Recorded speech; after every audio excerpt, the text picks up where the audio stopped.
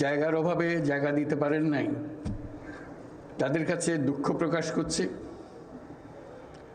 এবং যে নক্ষত্র সারা বাংলাদেশে ছড়িয়ে আছে তাদেরকে এখানে সবার পক্ষ থেকে আমরা সালাম জানাচ্ছি।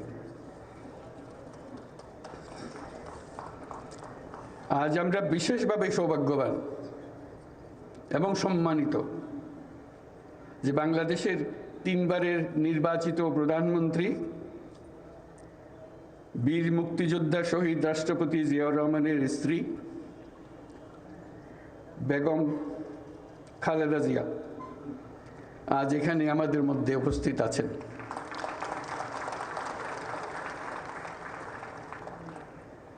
এক যুগ ধরে তিনি এই মহাসম্মেলনীতে অংশগ্রহণ করার সুযোগ পান নাই, আজকে সুযোগ পেয়েছেন। আমরা সবাই আনন্দিত এবং গর্বিত যে আমরা এই সুযোগ